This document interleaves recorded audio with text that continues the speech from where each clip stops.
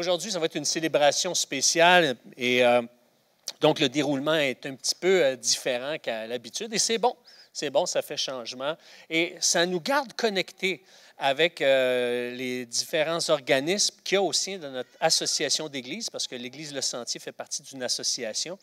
Et on va avoir le privilège d'entendre François Turcotte, qui est le directeur général de notre séminaire SEMBEC à notre association. Et il va remettre les diplômes à Alexandre Farley et Dominique King, qui ont respectivement reçu une maîtrise et un baccalauréat. Et vu que c'est au sein de notre Église qui ont justement se sont mis à part pour poursuivre leurs études, eh bien, ils vont recevoir aujourd'hui cet honneur devant vous, devant nous. Et en guise d'introduction, Normand m'a demandé de présenter François Turcotte. J'ai eu le privilège d'œuvrer avec François et Nathalie à l'Église du coin. Et bon, j'ai toujours aimé être en compagnie de François spécialement parce que c'est à cause de lui si je continue à faire des jeux de mots parce qu'il riait à chaque fois. Fait que alors, c'est pour ça que j'ai développé ça. Mais farce à part, quand je pense à François, je pense à une déclaration d'un homme de Dieu je lui avais demandé un jour avant qu'il parte avec son épouse et sa fille pour Israël pendant une année sabbatique. Et on était à l'aéroport, puis je lui ai dit, est-ce que tu aurais un conseil à nous donner? Parce qu'on était peut-être une trentaine de chrétiens ensemble. Puis avant de partir, as-tu une parole pour nous? Et la parole était la suivante. Il nous a regardé dans les yeux, puis il a dit, prenez toujours au sérieux la vocation que Dieu vous a adressée, mais ne vous prenez jamais au sérieux.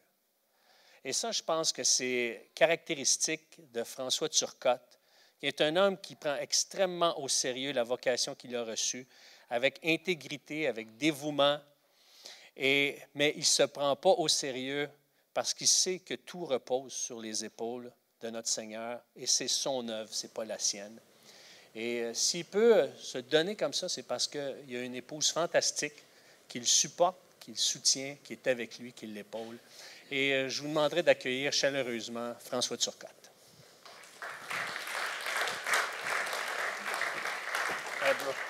Merci. Merci, Éric. Ça n'aurait pris un jeu de mots là, pendant que tu étais en avant.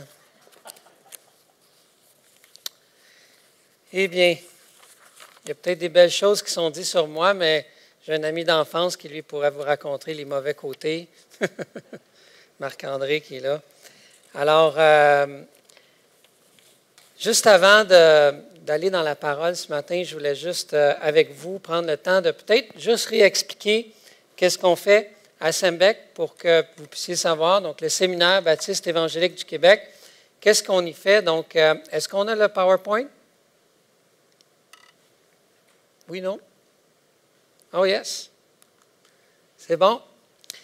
Eh bien, à SEMBEC, on rêve d'une chose, on rêve de voir, on aimerait contribuer à bâtir une province solidaire par le mouvement de l'Évangile. Ce que vous devez retenir de cette phrase-là, c'est on rêve de voir ce mouvement de l'Évangile au Québec, un mouvement où on va voir des conversions, des communautés qui sont en mission, comme l'Église ici, et une société de plus en plus juste, parce que plus il y a de croyants, plus il y a de conversions, plus les choses changent et plus on voit un impact sur notre Québec et même dans la francophonie. Mais pour ça, évidemment, il faut que des gens soient équipés à servir selon leurs dons. Il faut que des leaders soient préparés et formés. C'est pourquoi notre séminaire existe, afin d'aider l'Église locale, l'Église de Le Sentier, à accomplir sa mission, parce que nous, notre but, c'est de fournir les ressources à l'Église Le Sentier pour qu'elle puisse équiper et former les leaders que Dieu a donnés. Parce que Dieu les donne à l'Église, les leaders, et c'est à l'Église qui a pour mission de les former, mais seul, c'est difficile. Et SEMBEC, c'est la collectivité des églises qui met ses ressources ensemble pour voir chacun de ces leaders être en train d'être développé. C'est pourquoi qu'on prie pour les 600 leaders stratégiques pour d'ici 2024. Ce sont les nombres qui sont nécessaires pour poursuivre la course au Québec pour que les églises aient des leaders, des pasteurs, des anciens, des femmes qui sont équipées selon leurs dons pour servir. On a besoin que tous ces gens-là soient présents pour qu'on puisse avoir un soutien Et Sembec, c'est notre part à nous, c'est notre responsabilité d'aider. Et ce qu'on souhaite, c'est que chacune des églises puisse prendre les individus et les former dans le contexte de leur vie présentement dans l'Église. Vous savez, il y a des pasteurs des fois qui voudraient il y a des églises qui voudraient des fois que Sembec leur donne des pasteurs. Sembec n'a pas de pasteur. On n'est pas une machine à distributrice où on paie, puis il y a un pasteur qui sort en bas, là, dans le petit trou. Alors, les pasteurs sont dans les églises. Et il faut prendre le temps de les bâtir. Et les 2 gars que vous allez voir tantôt recevoir des diplômes, c'est des gars qui, justement, étaient dans l'Église et ils ont été encadrés, ils ont été accompagnés, et c'est ça qu'on rêve de faire. On a besoin de 600. Et je prie que ce matin, parmi la foule, peut-être il y a déjà des réponses de la part du Seigneur ici. Pour arriver à cela, on offre des micro-programmes qui sont des mini-formations, qui ne sont pas accréditées, qui ont pour but de former dans des domaines précis pour aider les églises. Entre autres, il y en a un qui commence ici pour le ministère auprès des enfants, comment enseigner au niveau des enfants. Donc, ça s'en vient. Cet automne, on en part un pour les équipes de louange aussi. Comment bien diriger, comment être membre d'une équipe de louange et d'être équipé pour bien le faire.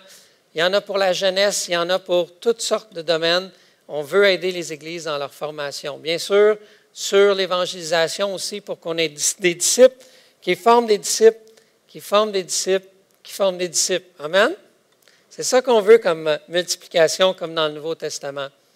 On donne aussi, bien sûr, jusqu'à les formations pour pouvoir accomplir le ministère pastoral, implanter des églises, devenir aumônier, le counseling. Les églises ont besoin de conseils bibliques pour encourager, pour ramener l'Évangile dans la vie de ceux qui souffrent et qui en ont besoin. L'aumônerie aussi, qui est une porte tout grande ouverte présentement au Québec. Les gens, et dans le premier service, quelqu'un est venu me voir, il a dit, moi, dans le milieu policier où je travaille, ils cherchent un aumônier.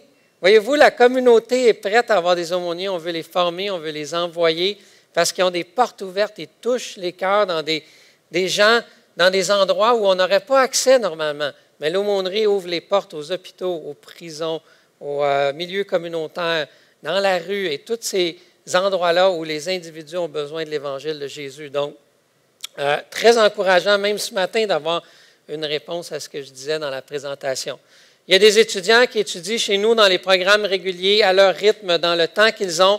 Il y en a d'autres qui sont libres à temps plein. On a des parcours immersion pour eux, où on étudie toute la préparation pour le ministère pastoral, entre autres, en 4 ans.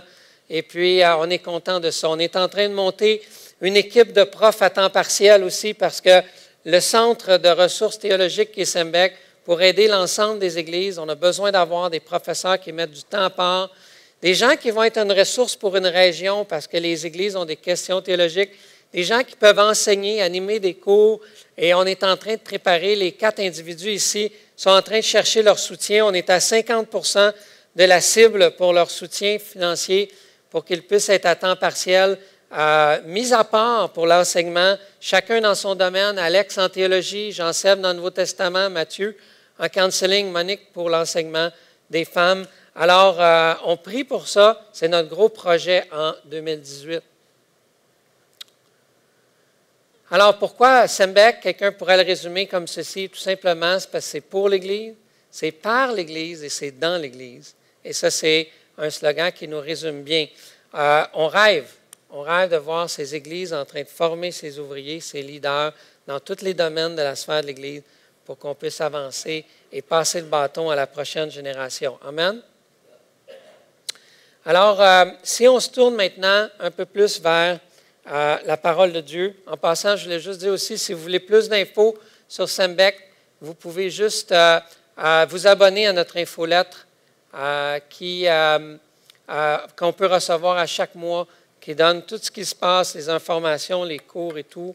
Tout est dans l'infolettre. Comme Éric a dit, ce matin, c'est spécial. On ne fait pas les choses comme d'habitude, donc je ne vais pas prêcher sur un texte en particulier, mais j'aimerais communiquer une idée que l'on trouve dans la vie de Jésus ce matin, un thème qui est là, bien présent. Les 2 hommes qui vont recevoir un diplôme tantôt, je peux vous dire une chose, ils ont été accompagnés. Ils ne sont pas là aujourd'hui sans qu'il y ait eu un accompagnement. On a besoin d'accompagner des gens pour devenir des leaders. On appelle ça des coachs, des mentors, peu importe les termes utilisés. Chaque Église, ça varie. Mais ils ont été accompagnés même à l'étape où ils étaient des disciples. Parce que la vie chrétienne, je pense que dès le départ, il y a une notion d'accompagnement. On voit ça même dans la vie de tous les jours. Souvent, les gens qui sont habiles dans leur travail, ils ont été bien accompagnés. Souvent, les gens qui ont des difficultés quand ils arrivent d'un nouveau travail, c'est parce que personne ne les accompagne. On a besoin d'être accompagnés dans notre sphère de travail. On a besoin d'être accompagnés des fois dans notre vie personnelle.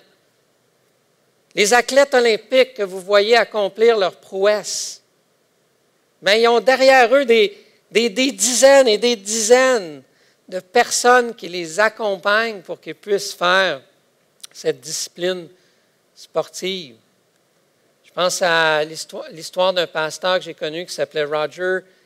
Quand il avait 12 ans, il était dans un foyer monoparental avec son père, puis son père était débordé par l'ensemble des responsabilités. Il y a 3 hommes dans l'Église qui ont pris en main Rogers, qui ont dit on va l'accompagner dans le cheminement de sa vie. Ils ont été assez pratiques. Ils faisaient de la lutte olympique. Ils ont été assez pratiques. Ils ont été à ses combats. Et ils l'ont invité au restaurant. Ils ont été présents dans la vie de cet homme-là de 12 ans à 22 ans. Il est devenu un ouvrier dans l'œuvre de Dieu parce que des gens ont investi en lui. Le christianisme, je crois, est fondé sur des disciples qui accompagnent d'autres disciples. Enseignez-leur à observer. Et ça, ce n'est pas quelque chose qu'on peut faire simplement assis à l'intérieur d'une classe. Il y a le temps pour la classe. Tout le monde va être d'accord. On a besoin d'une formation chrétienne, d'une formation théologique si on est des leaders.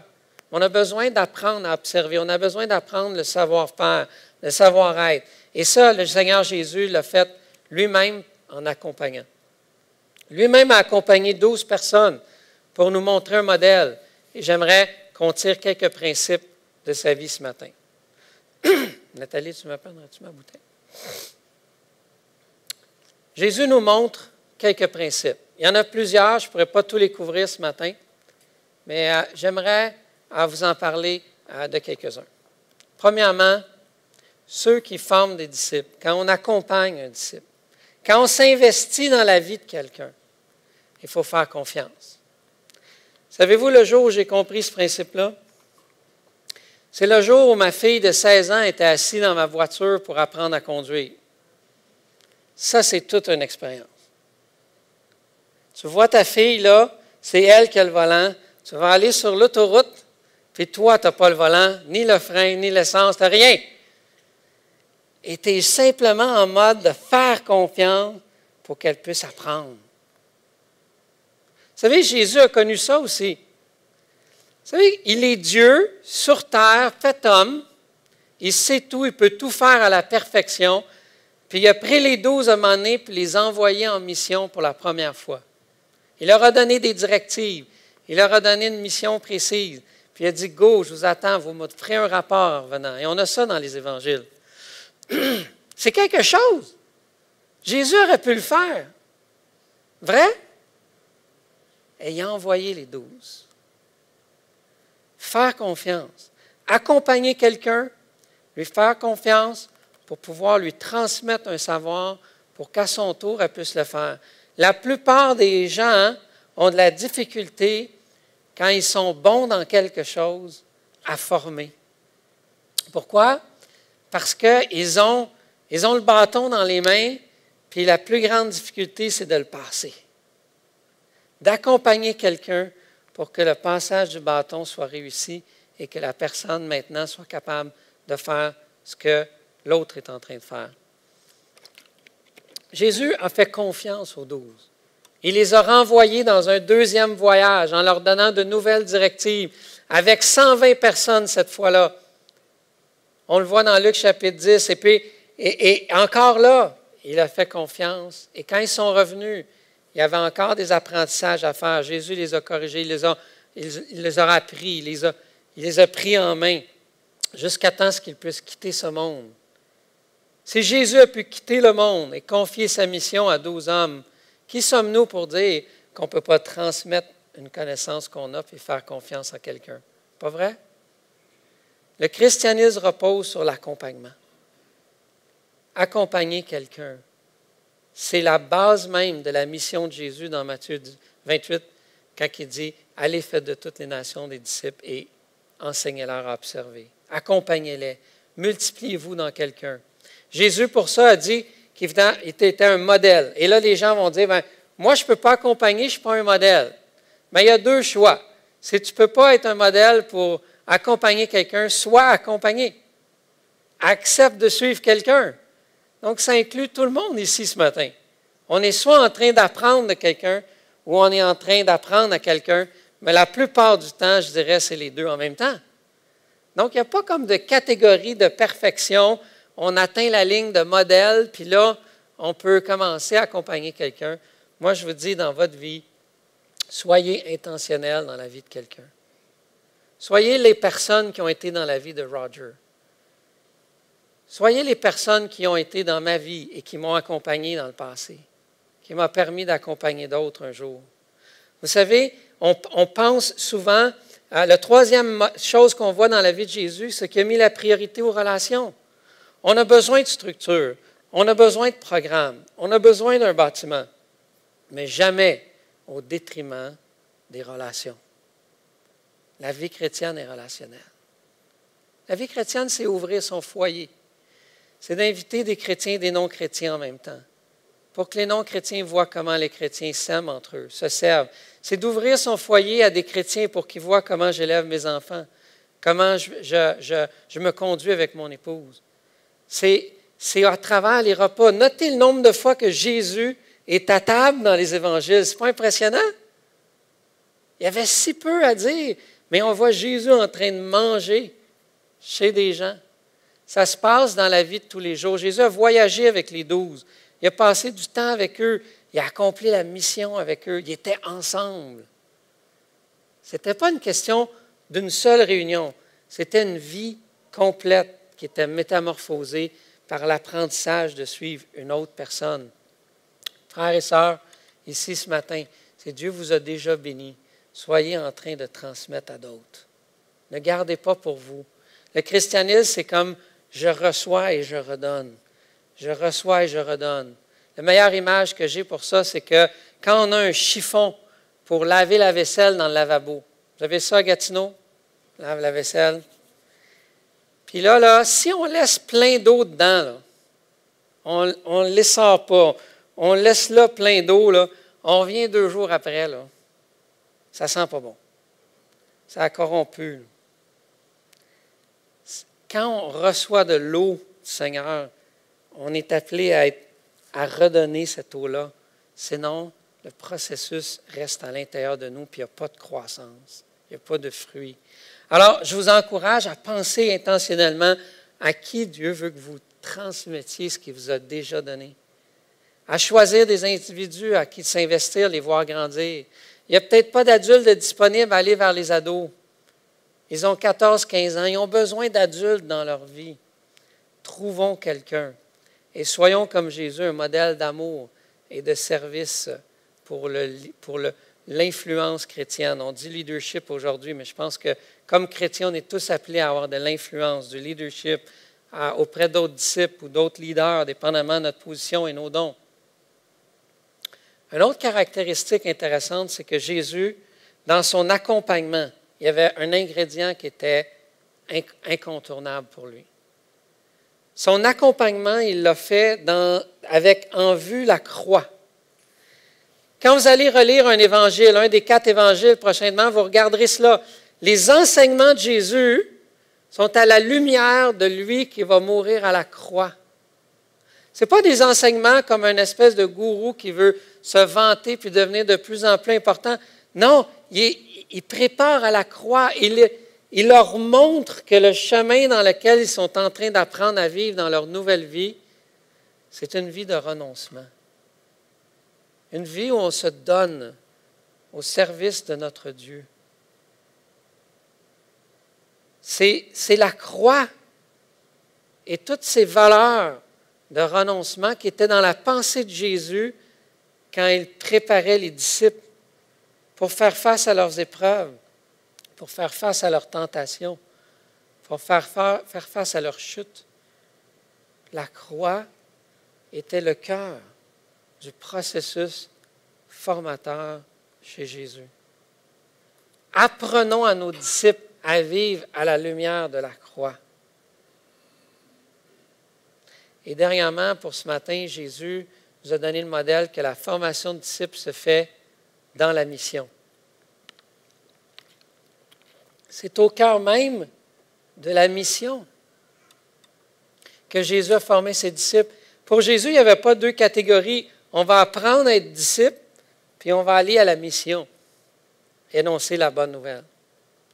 C'est en annonçant la bonne nouvelle que la formation de disciples se fait. L'Esprit Saint qui nous a été donné est un esprit missionnaire. C'est un esprit qui veut révéler Jésus aux gens autour de nous. Souvent, on a l'impression des fois qu'on est dans une période plus sec où Dieu ne travaille pas, on ne voit pas Dieu agir. Êtes-vous en train d'annoncer la bonne nouvelle à quelque part? Êtes-vous dans le champ missionnaire? C'est là que Dieu agit. C'est là qu'on forme les disciples. C'est ça la vie chrétienne. Il y a des besoins de structure, c'est sûr, comme partout dans la vie. Mais il ne faut pas négliger que c'est une question de vie qui transfère à une autre vie.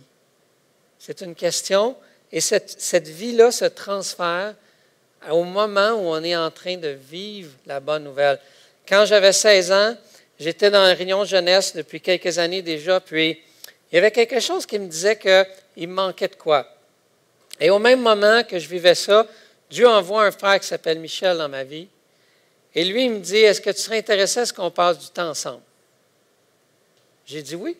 Ça répondait à ma prière. Alors, il dit, je vais t'appeler, on va faire quelque chose. Parfait. Il m'appelle pas longtemps après. Puis là, moi, dans ma tête, je dis, on va faire une sortie, on va aller au cinéma ensemble. Il dit, non, j'ai quelque chose d'autre à te proposer. Je dis, quoi? Mais il dit, viens, on va aller au centre-ville, puis on va aller annoncer la bonne nouvelle de Jésus. Je dis, quoi? J'ai fait confiance. On est allé. On a approché les gens dans le parc. Puis, lui, il a fait comme Jésus. Il dit, tu vas pratiquer, tu vas annoncer Jésus. Je ne sais pas comment faire. Essaye. J'ai essayé, c'était tout croche. Il dit, viens avec moi. On est allé au McDo pour dîner. Il m'a montré comment faire. Il m'a instruit. On est retourné pour pratiquer. C'est ça, le christianisme. En annonçant la bonne nouvelle, on forme intentionnellement les gens qui sont autour de nous. Et on est des disciples qui font des disciples, qui font des disciples. Et ça se fait au cours de la mission de Jésus. Maintenant, pour terminer, on pourra dire, mais pourquoi? Pourquoi être dans cette mission-là? Il faut revenir à la source. J'aimerais vous dire ceci. Colossiens chapitre 3 nous dit ceci. Si donc vous êtes ressuscités avec Christ, cherchez les choses d'en haut, où Christ est assis à la droite de Dieu. Et là, il nous explique pourquoi cette logique-là. Mais il dit, car vous êtes morts. Quoi? Vous êtes morts. Et votre vie, votre nouvelle vie maintenant, est cachée avec le Christ en Dieu. Le vieux François qui vivait pour soi-même, il est mort. Il a reçu une nouvelle vie. Je suis ressuscité. Et cette nouvelle vie-là, elle m'a été donnée par qui? Par le Dieu de l'univers, qui existe depuis toute l'éternité, qui vit une relation d'amour parfaite avec les autres membres de la Trinité, qui se délecte de la beauté en Dieu lui-même, qui choisit de quitter ce moment-là pendant un instant pour s'incarner, devenir un homme, pour que toi et moi, on puisse obtenir la vraie vie, la véritable vie, celle qui est en relation avec le Créateur. Jésus a fait ça. Jésus a donné sa vie. Il a obéi même jusqu'à la mort de la croix. Ça dit qu'à la croix, dans les Écritures, non seulement Jésus est mort pour mes péchés, c'est-à-dire il a pris sur lui mes péchés, la colère de Dieu qui reposait sur moi est tombée sur lui, mais pas juste ça. Il a pris sa vie à lui, qui était parfaite, celle qui a marché sur terre pendant 33 ans, de manière parfaite, sans jamais pécher, qui correspond pleinement et qui plaisait au Père, cette vie précieuse et parfaite, il l'a pris, puis il me l'a donné. Mon ancienne vie est maintenant morte, elle est cachée, et la nouvelle que j'ai, c'est celle de Christ. Plus on va saisir ça, plus on va entrer dans cette mission où notre vie, notre temps ne sert pas à aller travailler et manger, mais à être des gens qui accompagnent les autres pour faire grandir le royaume de Dieu. Amen? Ça, c'est la vie chrétienne. Pensez à ça cette semaine. Non seulement vos péchés sont allés sur Jésus, mais dans sa grâce, sa vie à lui a été déposée dans votre compte à vous. Jésus a obéi pendant 33 ans pour que quand vous allez vous présenter devant le Père, il voit la vie de Jésus et il vous fait entrer dans la beauté de son royaume éternel. C'est une grâce qui est indescriptible.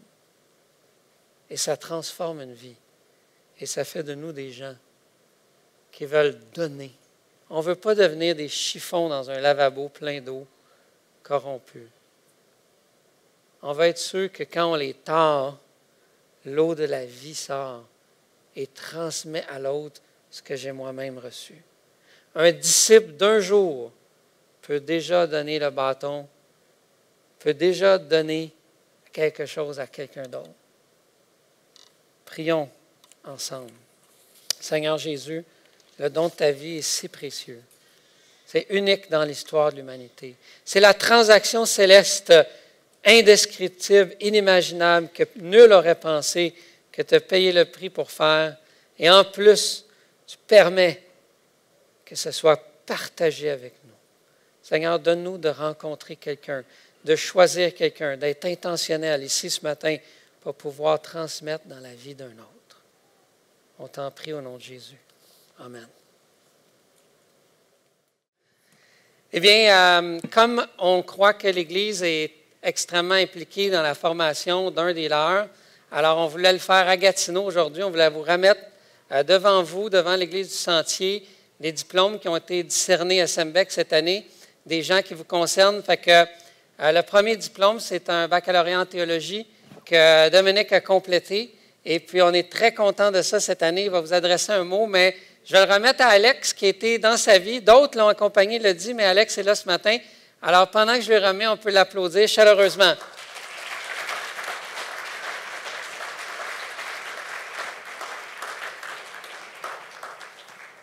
Vous avez le droit de prendre des photos, là, c'est le temps.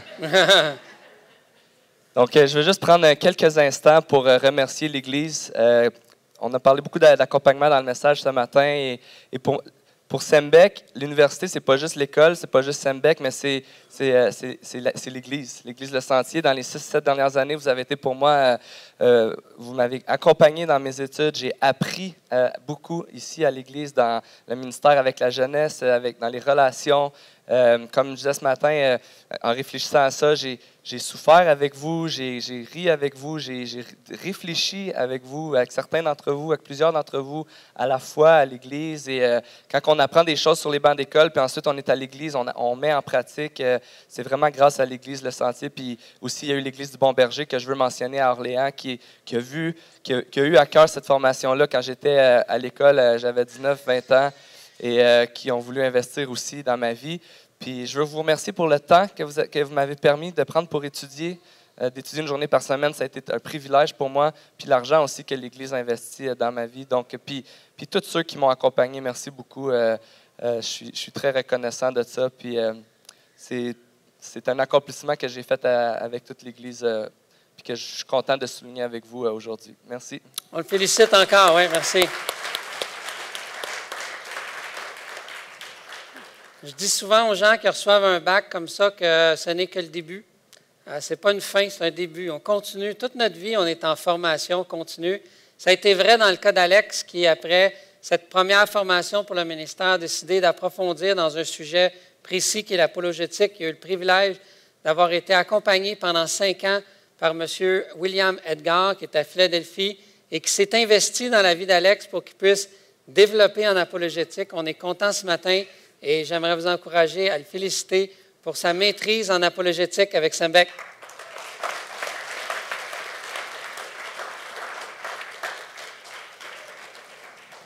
C'est sûr, ça me fait vraiment plaisir. Je suis vraiment content de cette étape-ci, que ce soit terminé.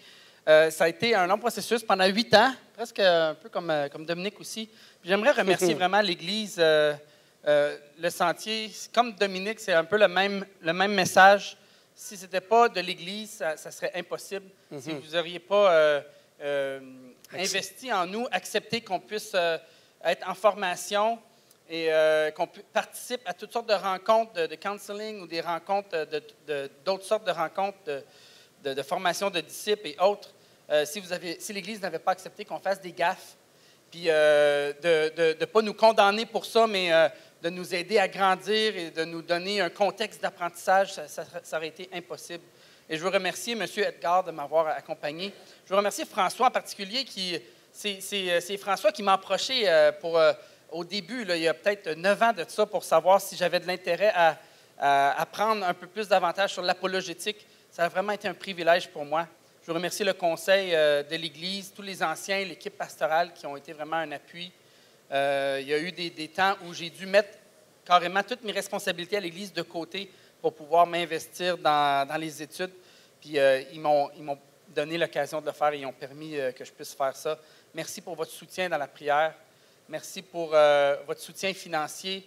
Merci de donner de la place à des gars comme Dominique et des gars comme moi pour apprendre sur le terrain. Et je prie, ma prière, c'est que d'autres puissent aussi recevoir puis comprendre l'appel de Dieu sur leur vie et qu'on puisse aussi leur donner de la place pour la formation. Je veux dire merci à ma femme, mes enfants, Marie, qui, dans le fond, avec mon bac et ma maîtrise, ça fait depuis à peu près 2002 là, que j'étudie à temps partiel en théologie. Puis vraiment, si eux n'étaient pas là, ne faisaient pas équipe avec moi là-dedans, puis n'acceptaient pas de payer un certain prix, ça serait aussi impossible. Fait que merci parce qu'on peut tous vivre ça ensemble. Puis cette célébration-là, ce n'est pas juste une célébration, je pense, pour moi ou Dominique, mais c'est pour toute l'Église. Puis c'est une histoire que j'espère va pouvoir se répéter dans le futur. Amen. On prie pour une. Oui.